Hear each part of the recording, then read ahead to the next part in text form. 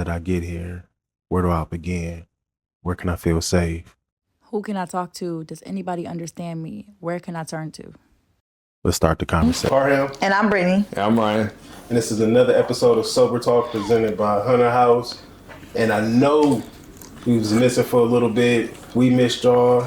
We hope you missed us. And now we back. We about to get some good episodes and a good conversation going right now, all right? Yes. How y'all been? Been good, man. Good. I can't complain. Been productive. Yeah. I've been trying to say that more, even with just people who don't know what we're talking about. I'm just being productive, keeping it real short. That's good. Yeah. Yeah. So that. I could complain, but it's like Why? productive. Yeah. Even if I'm angry or irritated, I'm like, how you doing today? Productive, bro. Yeah. Just let my productive ass keep going. But then that always invokes more questions, Yeah. you know? Productive how? Yeah, exactly. Like, what are you doing? Like, See, yeah. Well, that's where you will hope people take your tone and just, body Keep it language. moving. Don't ask me any more questions.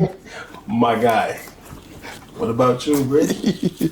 I've been cool. I feel like I've been doing a lot of self-discovery work these last couple weeks love that. with Jen, my therapist.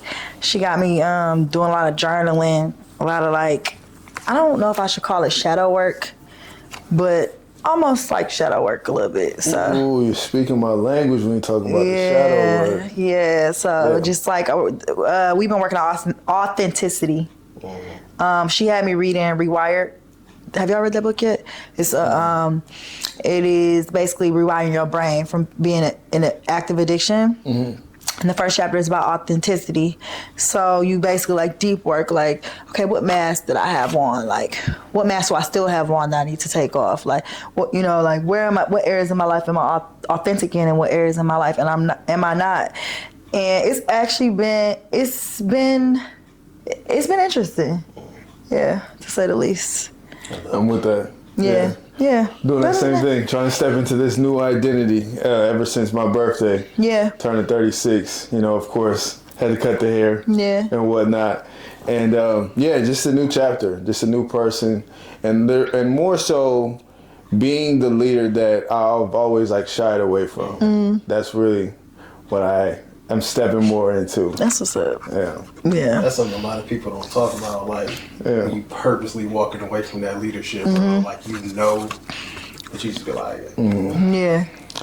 Yeah. so much red tape doing this. I don't know.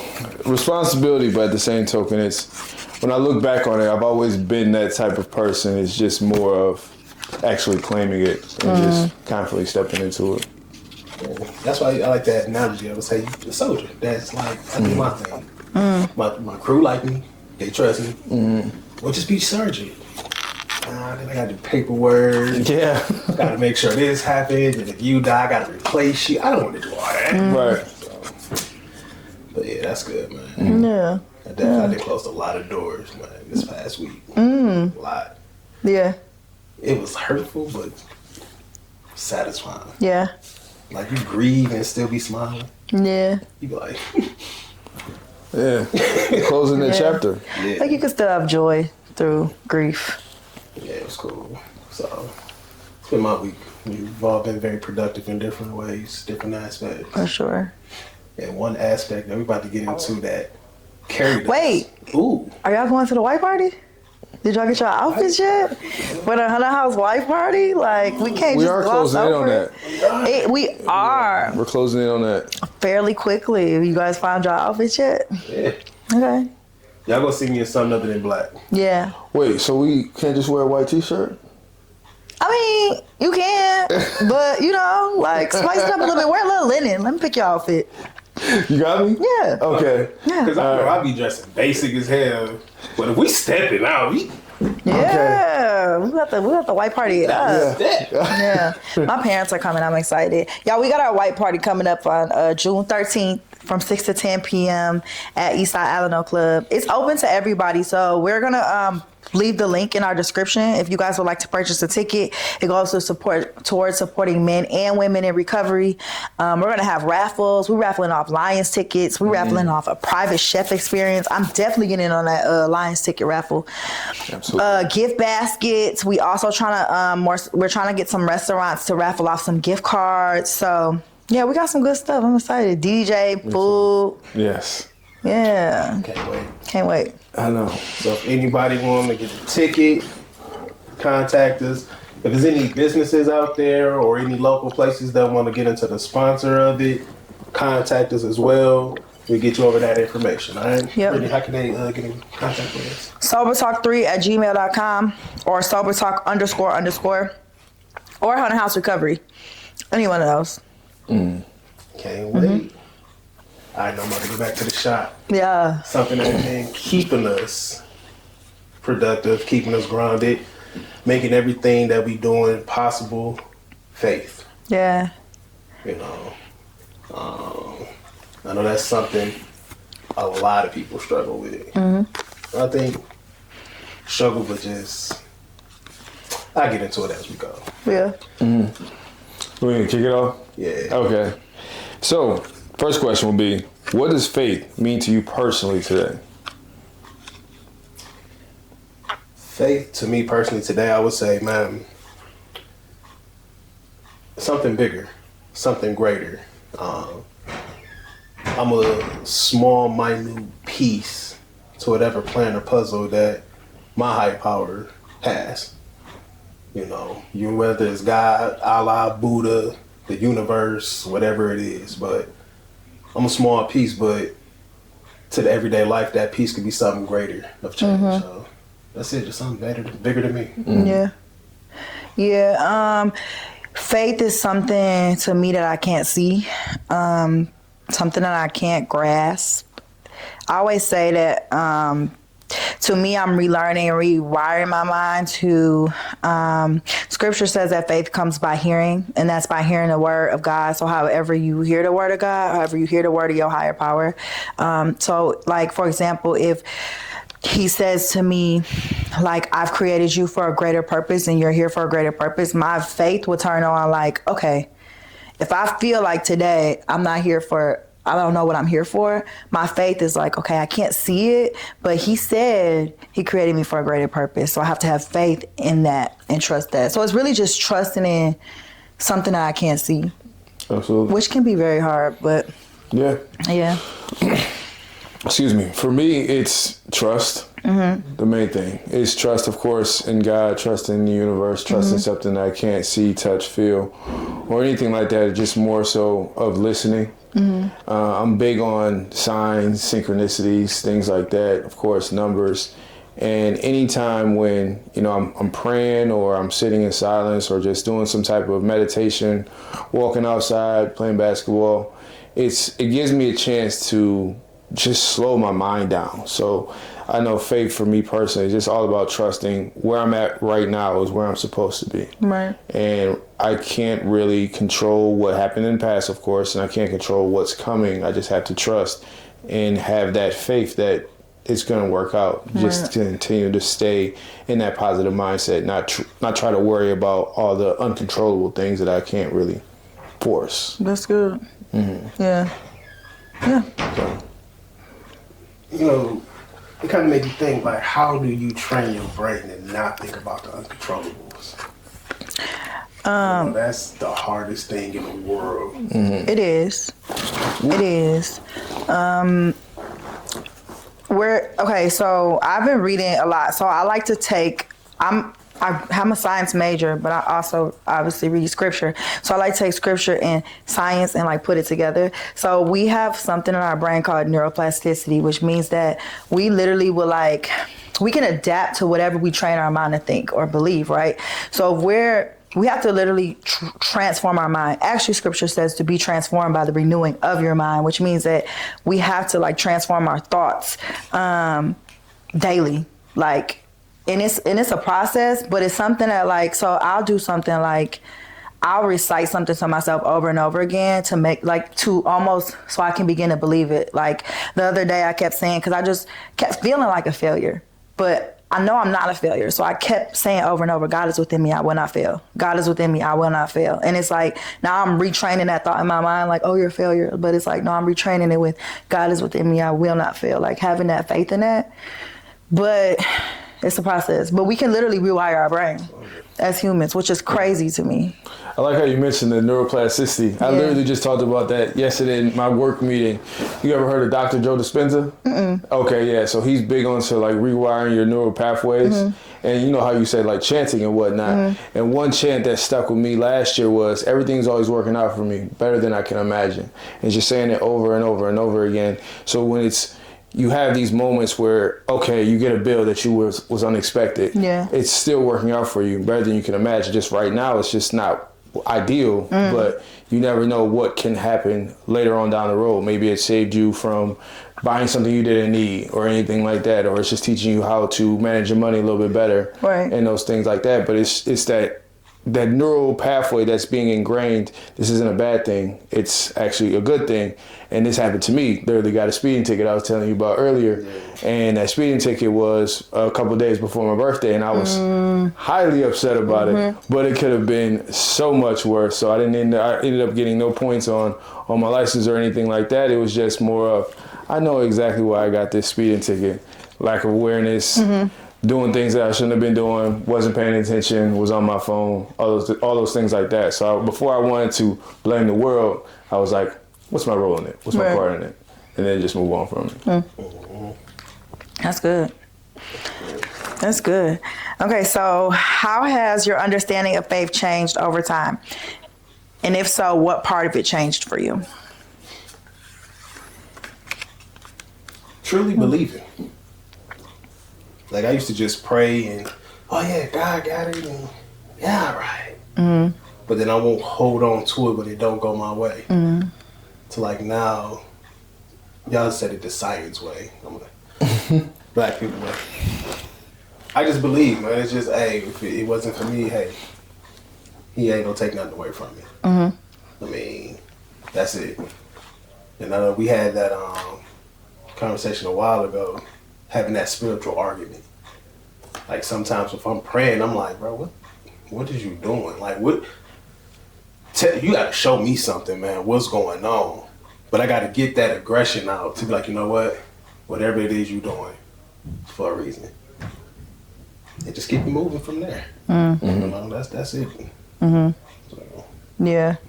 For me, I think the faith over time changed in me with the trusting and the surrender part. Like I thought I had the faith because like I would pray and I'd be like, oh, he got it. But it's like, I had to learn to surrender whatever it was that I was praying about or whatever worry I had or anything like outside of me. And it's still something that I'm learning to do in certain areas of my life. It's like I'll perfect one area and then I'm like, okay, now I got to move over here. But that's the best part about our higher power is that like he'll work you little by little. So it's like, okay, I'm learning to surrender this part. I got to move on to this part. But the surrendering and the trust is what changed over time for me with my faith. And that's also like really increased my faith. Also, like tribulations and like trials and struggles, that has changed my faith over time too. Like a lot. And it didn't break it. It actually built it and made it stronger. So, yeah. Yeah.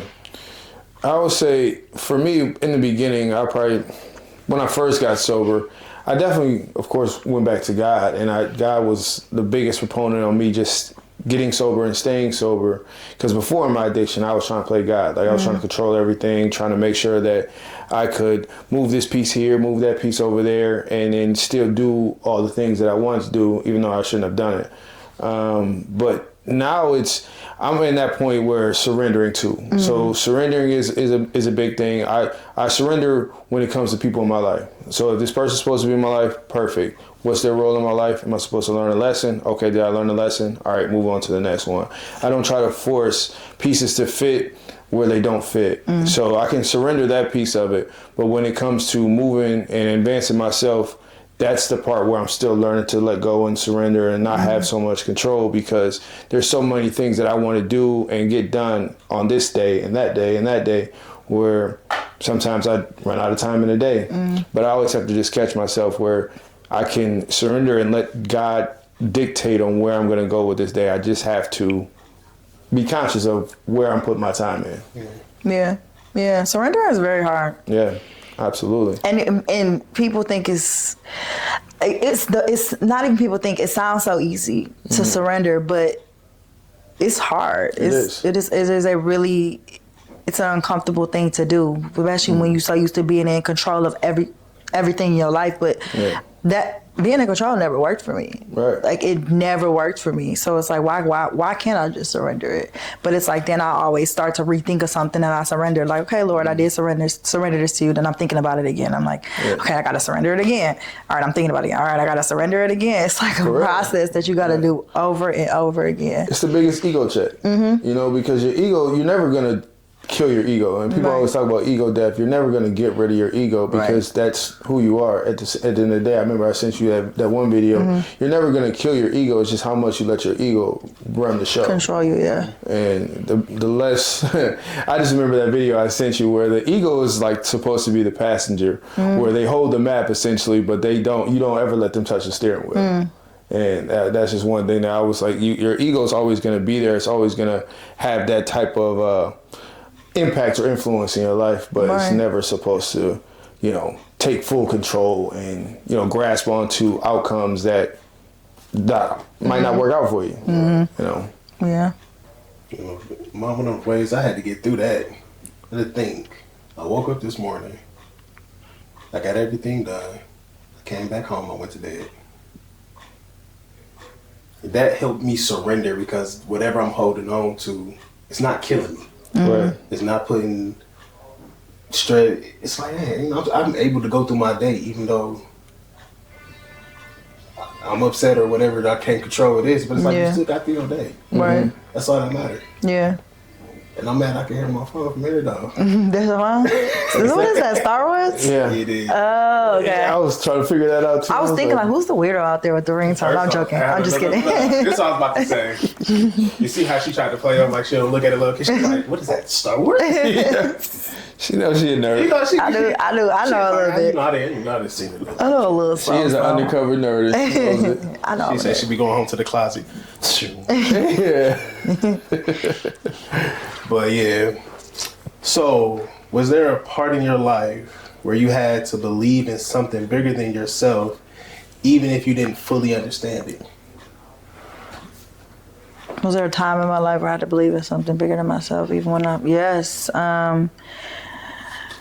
Well, when I surrendered drugs and alcohol, I had to believe in something bigger than myself to even get to that point of surrender. But even before fully surrendering drugs and alcohol, I remember I had an oxycodone addiction.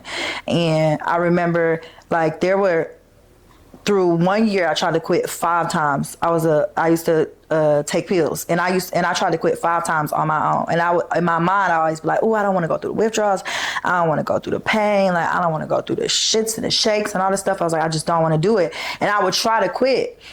I would literally try to quit, and then it wouldn't work.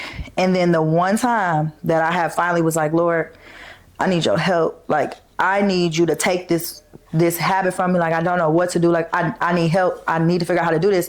And it was like, he started speaking to me and was like, okay. And this was before I even had a deep relationship with him. I just started, like, I didn't even go to church yet. I didn't find church yet. I don't think you need to have church to have a relationship with God, but I think it deepens your fellowship. But I didn't find church yet. I didn't, like, get saved yet. I didn't, like, really know too much. I just was speaking to him at home. And I remember he started speaking to me like, okay, you need to wean yourself off. It's not something you can just, like, you know, fully quit cold turkey. It won't work for you. Then it was like vitamins. I started looking up vitamins to take. Y'all, I'm telling you, like, the next time I quit, I never went back to him again. And that was like, but I had to believe in something greater than myself to be able to leave that, or because it was like every other time it didn't work. And then when I fully surrendered everything, because I was still using other drugs at the time, when I fully surrendered everything, it was like I had to believe in something greater than myself, because I didn't think that I was going to be able to do that. I'm like, be sober. Like, what? No. So yeah, definitely. That was the one time I can for sure remember. Yeah, same. It was just when I first went to rehab and I just kept looking at the steps over and over and over again. It's just like those first 3 steps.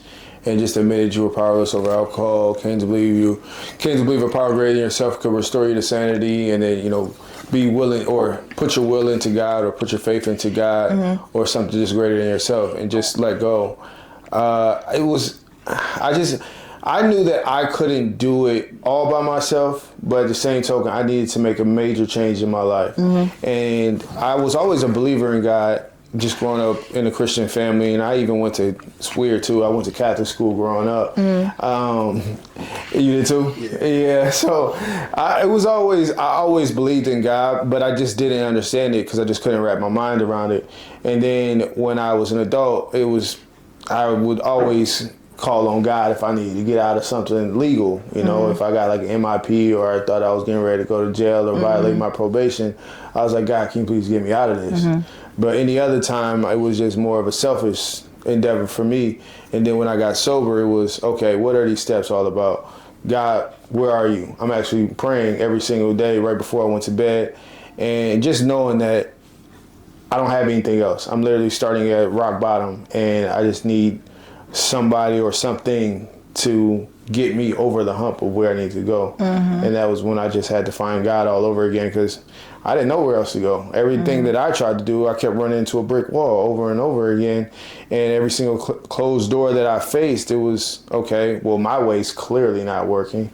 So God, point me in the right direction. And then, I got to rehab, and then I went to Milford Counseling, and then I was in this program and then living in this house. And it was when I would hit the reset button and I stopped caring about all the material things and just let God dictate where I needed to go. And that was just being in rehab to start that foundation of my life over. Yeah. Shit, similar. When I finally accepted or had to believe in something bigger, it's probably around the time me and you met. It's when I had just got back to the house. And I was like, I'm gonna do this different. I'm gonna really believe you're doing something, I'm gonna let you do it. Because if a door closed for me, I was about to kick that bitch open. Like, you sure? I'm gonna still come in. But it's like ever since I did that, it was like, okay, you really gonna believe in me. I'm gonna put you in the worst situation. I'm not gonna give you what you want. I'm gonna tempt you, but you can't do nothing. Everything that's you, I wanna put it in your face and you better not touch it. And you better just sit here until I tell you to get up. And when I tell you, I'm not gonna really tell you. I'm gonna just be like, hope you just look at me and be like, hey. That's really what the hell's been like. Especially this past couple, I've been like, whoo. Yeah. Some days I be talking, I be cool. And then some days I get in there, I be like, yeah, let's just drive. So that's how it's been like. Yeah. Just gotta sit there and go through it. I just want to say, so you said God doesn't tempt us because He'll allow the enemy to tempt us if He knows that you can make a way out of it. But He won't tempt us. I just wanted to say that. But did y'all feel like y'all had to, this isn't a question on here, but did y'all feel like y'all had to like deconstruct who y'all thought God were and relearn Him again in order for you to have like the relationship you have with Him today? No. Only reason I say deconstruct Him, because like I went to Catholic school, church, so I knew I had an understanding of God. I had to deconstruct myself and allow Him in to rebuild me. So I know who He was. So, nah. I feel like I had to like deconstruct who I thought He was, or like who I was taught that He was. Like growing up, I didn't know that I could ask Him questions. It was just like some of the ways I was taught about God growing up. It's not how I would teach my children. Like like I said, I didn't think I was allowed to ask questions. And then like once I got a little older, I only learned about him being love. And it's like, yeah, he is love, but he's also like, he don't play either. Like, did y'all read the Old Testament? Like that man didn't play either. So it's like, it's two different sides of him that I had to learn too.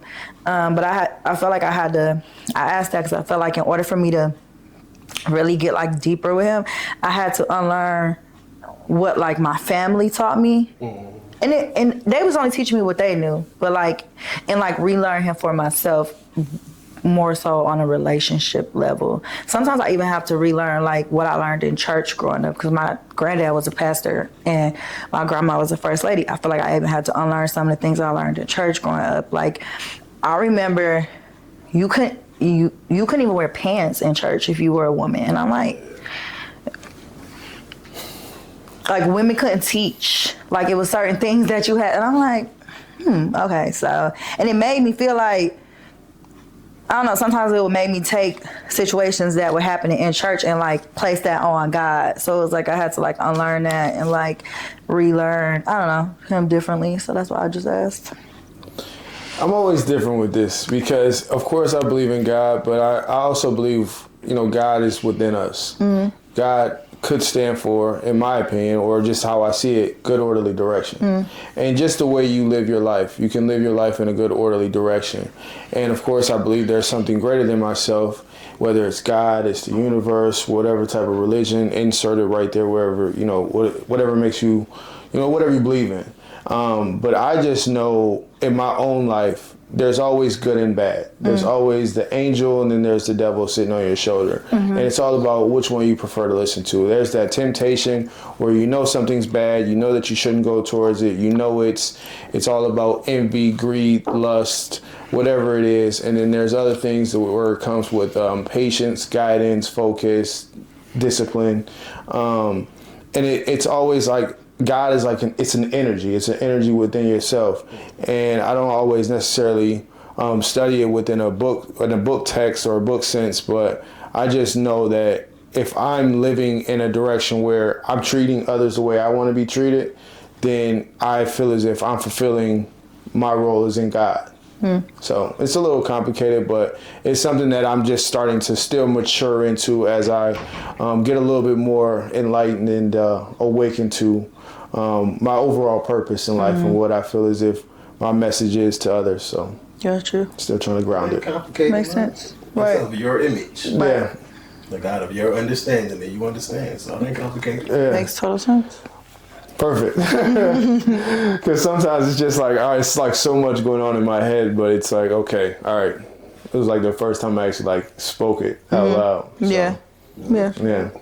Because y'all saying the same, but it's just how you understand it. Yeah, it's your philosophy on it. Because how I would do it, like when you said, can I have to deconstruct it? I was like, no, because I use logic. I made his image, right? When you say it's a God within us, Right. you questioned it. I questioned myself, so I'm not going to disobey you. Right. I might just be like, well, why? Yeah. You should. What's another one that they say? He's a loving God. Okay, yes, he is. But it's a hell, too. Right. Yeah. So at some point, he'd be like, bro, I'm done. No, I ain't done with you, but I'm going to let you be done with you. And I'm just consequences. So I just always use that type of logic. And then when I started going to church, I was like, oh, snap, I wasn't completely wrong. I just worded differently. Yeah. Yeah. It's all of your understanding. Makes total sense. Yeah, intuition and logic are two main things that guide you in the right direction. You have this feeling within your body of what's good and what's right, and then logic will play a sense on making that clear decision without thinking too much. You just put those and blend those two together. There we go. We got a Ryanism just now. I'm trying to figure out what that word would be. I guess it would be enlightenment and whatnot. Into logic. Yeah, into logic. Yeah, I like it. I know we already touched on this really, but what did letting go look like for you in a real practical sense? Like I said, I kind of hit it a little bit. Just, I continue to just go on my day. Yeah. Sad, mad, confused. I still accomplish whatever responsibilities I had to accomplish. And God just got me through it. Well, my higher power got me through it. I don't want to keep saying God and deter people, but my higher power got me to it. Yeah. You know? Well, no, just playing. Just playing. A little bit. She was like, no, letting go to me in a practical sense is surrendering a thought that I might have, like, or a situation that I can't control, and just going on about my day, but also like trying to let the spirit that is within me lead me throughout my day, and also lead my actions. Sometimes I think letting go sometimes is also letting the spirit within me lead my actions, because sometimes I can take over and my actions don't always work the best. But when my when my spirit within me, when the spirit within me leads my actions, they're much better. They might be calm or slower to speak, or like slower to react, or just sometimes I might not say anything at all. Like I've been reading Proverbs lately, and it's been teaching me to just shut up. Like just don't. Less said, the better. So like that's one thing that I've been working on too, and that's a way of letting go, because I have to like I'm going to get the last word, like, but that's how I used to. So it's something that I'm surrendering. It's like I don't always have to get the last word. I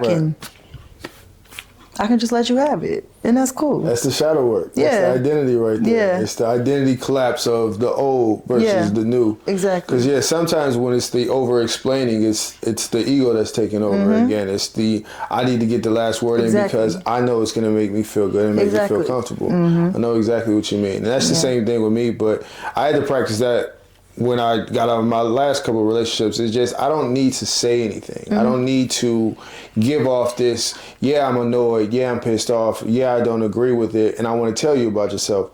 But I don't really need to do that. It's just, how I can turn that mirror right back around on myself and like, what is it that I need to fix within myself? So I constantly do that with the whole letting go thing. It happens for a reason. People will come into your life to teach you something. Absolutely. Did you get the lesson, or do you need to repeat the lesson with a new person? Or the same person. Or the same person. For real, though. And it's like, how many times am I going to have to show you this lesson for you to get? It has to come back to you, not to that person. And that's, God, that's the universe, that's divine, it's whatever you want to classify it as. People don't, there's always people that come into your life to teach you something. Either they stay or they go, but it's all about, are you attached to them? Right. Can you let them go? Or can you let this idea go? Can you let this philosophy go if it no longer serves you? Yeah.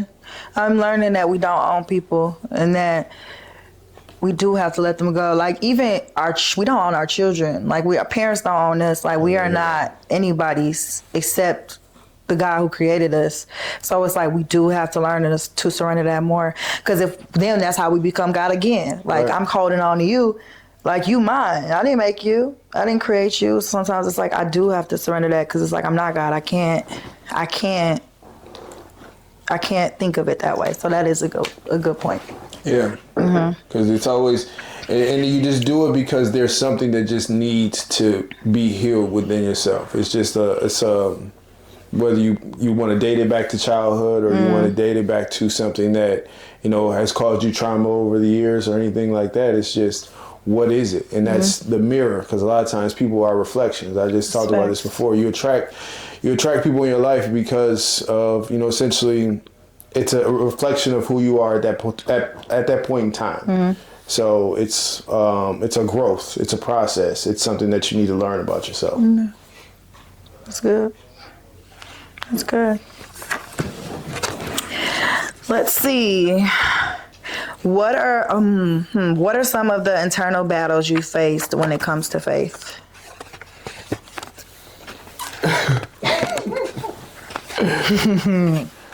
That's a good one. Yeah.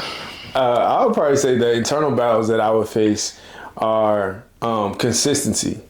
Because like consistency could be a strength and it could be a weakness, because I can have my faith for 2 weeks, 3 weeks, and then I can see the results. I can see things paying off. And then here comes the self-sabotage.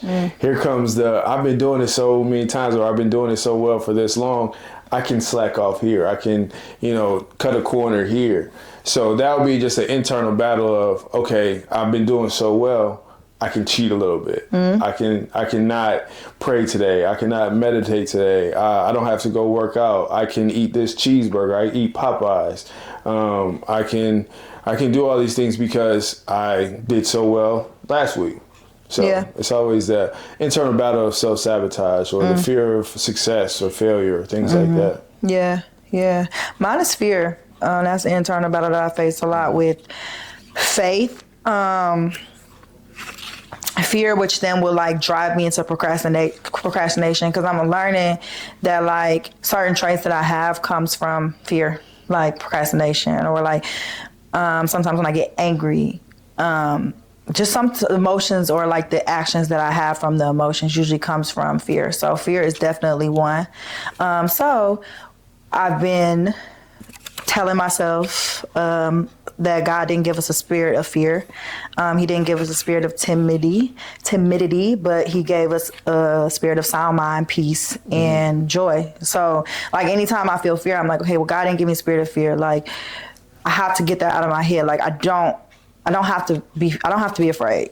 Yeah. So, and fear, you can't have fear and faith at the same time. So no, you can't. It's the angel and the demon battling within each other. Yeah. When it's faith and fear. Yeah. It's like for me, fear and trust. Fear is going down, but trust is like trusting the process, trusting his plan, trusting people. Like I ain't gonna lie, I'm the type of person sometimes I wait for something to just fuck up. Like, everything's going good. It's like, wow, where is let me see where the net at, so when I fall, I know where I'm falling right now. But I can't be like that. And then fear, like you said, fear of success, the same thing, or fear of walking through that door, what it looks like, because I have no clue what the hell it's about to look like, what I'm finna do. You know, like it's a fear of even saying, hey, I am really just walking in his path right now, because I don't know. Honestly. You know. And then that fear kind of go hand in hand with the fear of trust too. Like, like I'd be like, you know, is this the right plan? Is this? Should I go this way? Should I go left? I mean, the direction is taking me that way, but it just don't look right. This way look better. I trust myself better. So right. Yeah. Yeah, because like sometimes for me it would be that logic that'll take over so much that I need to know the answer. I need to figure it out. I need to know what the next step is before I actually take it. I'll overanalyze it and I'll just do the whole analysis by paralysis and I won't move. And I just know that I just have to keep moving, even if it doesn't feel like nothing's happening. It doesn't mean that it's not. It's just it hasn't happened yet, and that's where the patience has to set in. Or you might not be able to see it happening. Right. But it's happening. Yeah. Something's happening. Yeah. You just might not see it, and then you get, because you can't see it, you'll stop, and that's when you know you shouldn't stop. Yeah. Yeah. Yeah. So do you guys feel like you can have faith and logic going hand in hand, or like do you think sometimes they can conflict? I think logic should always be about scenarios more than likely. A lot of times when it comes to faith, I don't think there should be too much logic. It should just be like one overall, like, okay, this is what I believe. Yeah. And then logic will come in like, hey, this table broke. How do I fix it? Yeah, sounds good. Yeah. That makes sense. Okay.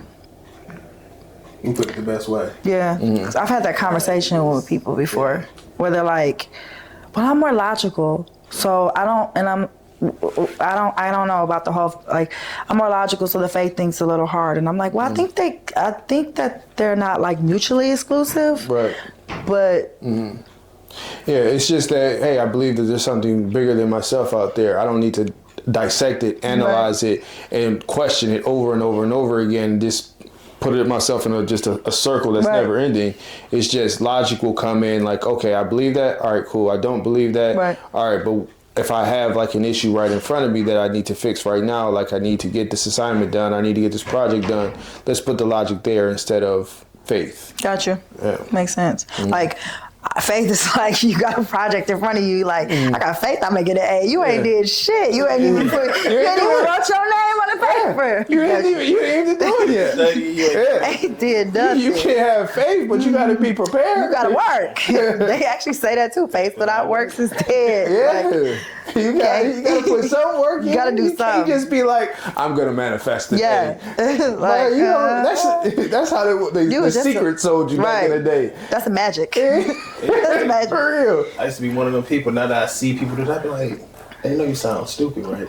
See somebody just doing nothing, just sitting there. I'm like, oh, I got faith. Yeah.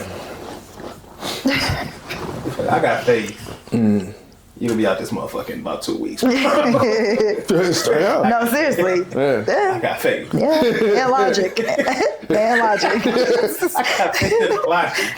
That's telling me where this is going, man. Straight up. Shoot.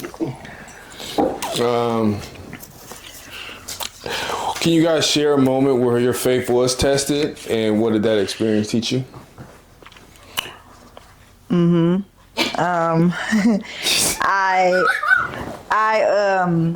remember when I first gave my life to Christ, and I'm thinking, because at this time I only knew God as a God of love, not a God of consequences. And I remember I was drinking and driving on the wrong side of the road. I got pulled over.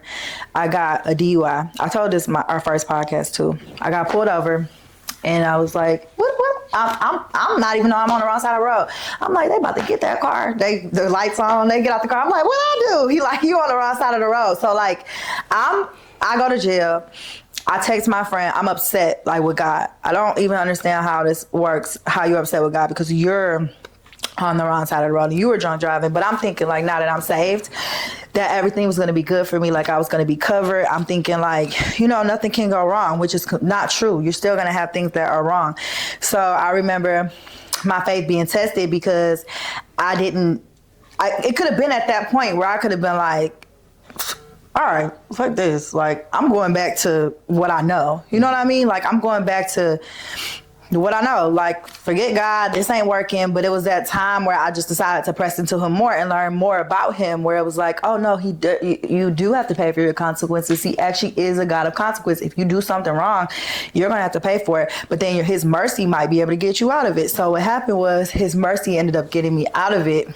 I ended up finding a lawyer, and he ended up getting my parking dropped down to double parking. I mean, my DUI dropped down to double parking. Wow. So I didn't even, and it was like awesome humbug. Like they were supposed to test me within 15 minutes. Yeah. Like after 15 minutes when they pulled me over, and they tested me at like 14 minutes and 52 seconds. So the lawyer found the loophole. It got dropped. The test was inadmissible, and then I ended up getting double parking. Ooh. And I'm like, if that wasn't God, I don't know what was. So straight up. That's my story. Confessions of limit. Because you just confessed a little bit. It's over with. That's the case. It's closed. It's closed. I didn't get the probation, honey. It's over with. Yeah. You made your time. That case is closed. You can't reopen it. Mm-hmm. It's like that Tyson thing. Yeah. And got my license back too. That was a blessing. I was never supposed to get my license back. I was supposed to always be restricted for like 4 years. I ended up getting my full license back. So that was a blessing. Yeah, it was a win-win. Yeah. That's a blessing. Yeah, just a couple court fines, a little bit of probation. And a lesson. I stopped drinking and driving then. I would leave my car. I was still drinking, but I would just leave my car anywhere. I'm like, oh, y'all keep this. Yeah. Keep it. But it was like, it's been too many. That lesson was, you're not supposed to be drinking and driving. Like, that's so dangerous. It's been too many times I done let you off. You're gonna have to sit down at some point if you keep doing this. Straight up. So yeah. Yep. Shoot. For me, at this point, every day. Mm-hmm. Every day I be having to have faith. But today's point of faith was a big one. Because I ain't questioning it. I'm gonna say the story without putting too much in the story.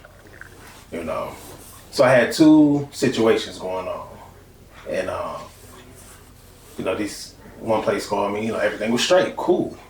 All right. Had another spot call me. I really don't want to go to this spot, but it's like it's a little bit more conducive to certain things, but I really don't want that. I want this. I wish I knew what you were talking about. So I'll tell you about it later. Talking in riddles, bro. So anyway, with the situation, the one spot that I really wanted to go to, somebody called me. It was like, hey, take whatever you think you're finna do, whatever investment you're about to do in there, take it out. I was like, what? Whatever you think you're finna do right there, take it out. I just said, all right. And then I was like, you know what? I don't know why. I don't know what it was for. But I really wanted that. But for whatever reason, something just told me to agree with whatever this person's saying and just trust me. And I'm like, that was straight. Mm-hmm. But they like, nigga, what was it though? Yeah. The content. Anyway, every day. Okay. Yeah, that's my gotcha. story. I'll get it with you. Like, Your face was tested every day. I do want to hear this because I was trying to piece it together, but I couldn't fill in the blanks. Once we wrap. We gonna redact that from the files. Yeah. Don't. No, just leave it. No, we're gonna leave it. People's ears. Okay. Or, hey, you never heard that, juror? Yeah.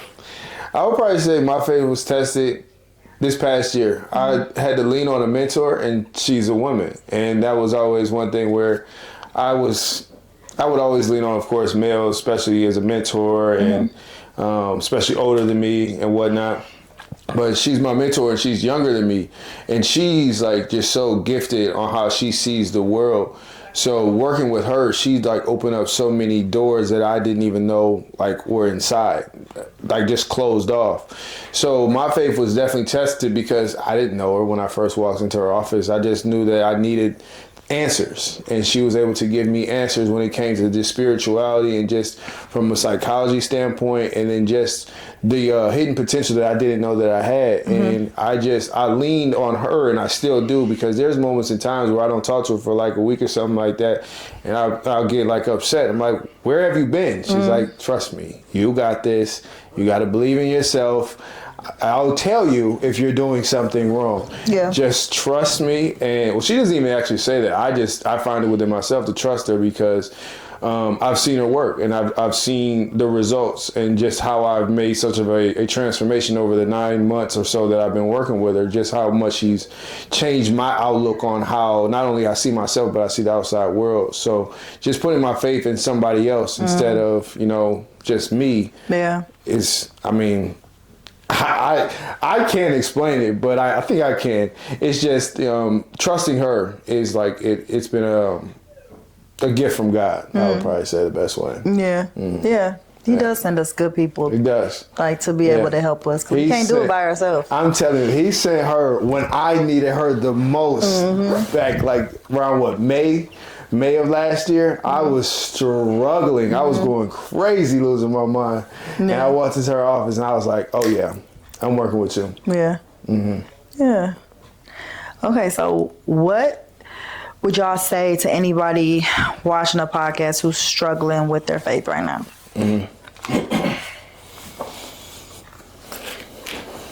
Just keep it simple. Absolutely. That's good. And just know it's going to work out. Take yourself out the picture as far as your control, and just walk. That's it. One thing somebody told me that I do now, I don't pray for the same thing over and over. And I was intrigued when he taught me this. He prayed, whenever we did the prayer or something, he only prayed once about it. He was like, I'm about to keep doing that. Once you pray for it one time, it's done. That's good. It's done. If you keep praying for it, you're taking it back. Who told you that? That's good. Man, I can't remember his name. But he was Muslim. The crazy part, he was Muslim though. That's good. And like just his words, what he was saying was like he still went. So every time I pray for something, I just one time and it's done. It's out there.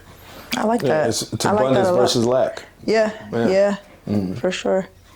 What were you saying? No, I like that. Oh, I like that a lot. I'm sorry. I have to stick it with that one. Pray for it one time, it's done. I like that. Wow. Pray, it's done. You just got to get there, man. I have the faith that it's already done. Yeah. I would say just focus on today. Tomorrow has its own troubles.